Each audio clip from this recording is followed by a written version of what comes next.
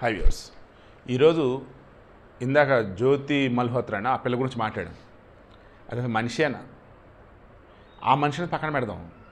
Research and analysis wing వాళ్ళు, intelligence వాళ్ళు, వీళ్ళకేమైంది? పంకజ్ జైస్వాల్ ఎవరో ఒక వ్యక్తి వెనకాల అటాచ్ చేసిన చూడండి. క్లియర్గా 2024 మే 10న ఈ అమ్మాయికి సంబంధించి ఈ జ్యోతి మల్హోత్రా ఏదో తేడా కొడుతుంది, ఆ పాకిస్తాన్ ఎంబసీలో ఉన్నటువంటి ఢిల్లీలో ఉన్నటువంటి ఎంబసీ వాళ్ళతో మాట్లాడిద్ది, ఫంక్షన్స్లో పాల్గొనిద్ది, ఆ డానిష్ గారితో కబుర్లు చెప్పిద్ది, ఫోటోలు దిగిద్ది, ఆ తర్వాత పాకిస్తాన్ వెళ్ళిద్ది, ఆ కర్తాపూర్ కారిడార్లో వచ్చేసి వెళ్తుందని చెప్పింది. బట్ అక్కడ ఏదో తేడా చేస్తుంది, పాకిస్తాన్ అక్కడ మన జమ్మూ కాశ్మీర్ వెళ్ళిపోయింది, ఏదో తేడా కొడుతుంది, మీరు నిఘా పెట్టండి. నిఘా మొత్తుకున్నాడు. లోకల్ పోలీసులు నిఘా పెట్టినా సరిపోయేది, వాళ్ళు పట్టించుకోవాలి, ఇంటెలిజెన్స్లు పట్టించుకోవాలి, ఎవరు పట్టించుకోవాలా. తీరు ఇప్పుడు ఆమెను అరెస్ట్ చేశాక తెలిసింది ఏంటంటే ఎప్పటికప్పుడు పాకిస్తాన్ ఐఎస్ఏ వాళ్ళకి, టెర్రరిస్టులకి, వాళ్ళకి వీళ్ళకి సమాచారం వాళ్ళు ఏమీ కీలకంగా ఉన్నట్టు తెలుస్తుంది. ఈ పెహల్గాం ఘటనకు సంబంధించి కూడా అత్యంత దారుణంగా ఇక్కడ మన ఇంటెలిజెన్స్ ఫెయిల్ అయింది.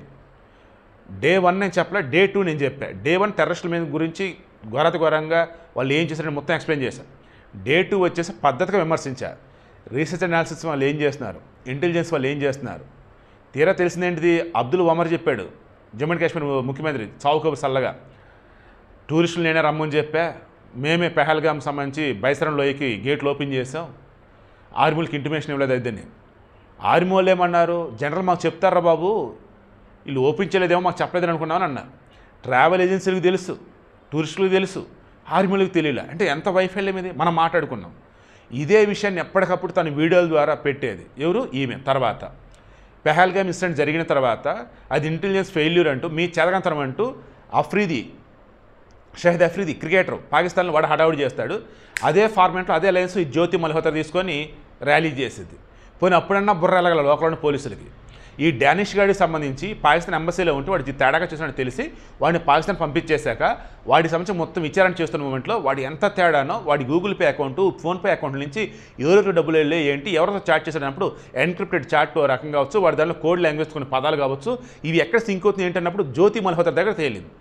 ఇక ఆమెను పట్టుకొని విచారించి తెలిసింది ఏంటంటే సిక్ దిల్హారీనే సమయంలో ఒకడు, రిమైనింగ్ 4 ముస్లిమ్స్ మొత్తం కలగలిపి ఏం చేస్తారంటే యూట్యూబ్ వ్లాగ్స్ అని, ఇన్స్టాగ్రామ్లో రీల్స్ అని, ఫేస్బుక్లో వచ్చేసి మరలా పోస్టులు అని అవన్నీ పెడుతూ జనాన్ని పోగేస్తూ ఎప్పటికప్పుడు పాకిస్తాన్ మీద ఫేవర్గా మాట్లాడుతూ, పాకిస్తాన్ ప్రజల గురించి మంచిగా చెప్తూ, ఇక్కడ ఉన్నటువంటి జనాలకు కూడా పాకిస్తాన్ మీద ప్రేమ కలిగేలా చేస్తూ, ఇక్కడున్న ప్రభుత్వం మీద బురద జల్లుతూ, ప్రపంచానికి సంబంధించి భారతదేశంలో ఉన్నటువంటి భారతీయులు పాకిస్తాన్ గురించి చక్కగా చెప్తున్నారు అని తెలిసేలాగా వాళ్ళు అనుకునేలాగా చేస్తున్న దానిలో ఓవరాల్ చూసినప్పుడు జ్యోతి మల్హోత్రా అత్యంత కీలకం. మరలా చెప్తున్నా, వీడికి మెయిన్ ఇంటెన్షన్ మన ప్రభుత్వం దారుణంగా ఫెయిల్ అయింది. ఇప్పటికైనా మన తెలుగు రాష్ట్రాల్లో కావచ్చు, సౌత్ ఇండియాలో కావచ్చు, నార్త్ ఇండియాలో కావచ్చు, ఓవరాల్ మీరు మొత్తం లిస్ట్ తీయండి. జర్నలిస్టుల ముసుగులో, యూట్యూబర్ల ముసుగులో ఎంతమంది పెయిడ్ ఆర్టిస్టులు ఉన్నారు, ఎంతమంది పోరంబోకులు ఉన్నారు, ఎంతమంది దేశద్రోహులు ఉన్నారు, ఎంతమంది స్క్రాప్ ఉంది. ఒకసారి లిస్ట్ కనుక తీయగలిగితే ఈ దేశం బాగుపడుతుంది. మరలా చెప్తున్నా, ఈజీగా వాళ్ళు పెట్టే పోస్టు, వాళ్ళు పెట్టే వీడియోలు, లేదా వాళ్ళు చెప్పే ఎగ్జాంపుల్స్ తెలిసిపోయిద్దండి. మరి ఎందుకు ఇంత అలసత్వంతో నాకు అర్థం కావట్లేదు. మరలా చెప్తున్నా, ఖచ్చితంగా మొన్నటి జరిగింది మన ఫెయిల్యూర్ అని ఒప్పుకుంటున్నా. కానీ వాళ్ళు పాల్పడింది ఉంది చూసారా, అది అసలు మన ఎట్టి పట్ల కూడా ఇంత కూడా వాళ్ళని క్షమించకూడదు అనమాట. అందుకే సింధు నది జిల్లాలు ఆపేశాం. అండ్ ఆపరేషన్ సింధూర్ ద్వారా టెర్రరిస్టులను ఏరివేస్తూ ఉన్నాం. ఇప్పుడు కూడా ఆపరేషన్ సింధూర్ పాజ్ ఇచ్చాను తప్ప దాన్ని ఆపలేదరబడిన వాళ్ళు చెప్తున్నారు. ఓవరాల్గా అన్నప్పుడు ఎస్ తప్పిదం జరిగింది, కానీ ఇంకోసారి రిపీట్ అవ్వకుండా చూసుకుంటామని చెప్పి మనం ముందుకు వెళ్తూ ఉన్నారు. ఆ వేళని జ్యోతి మల్హోత్రా కూడా పట్టుబడింది. ఈ బ్యాచ్ అందరూ లాగుతూ పోతా ఉంటే ఈ వెనక అసలు ఎవరెవరు ఉన్నారంటే జర్నలిస్టుల ముసుగులో ఇంకా చాలామంది ఉన్నట్టుగా తెలుస్తూ ఉంది.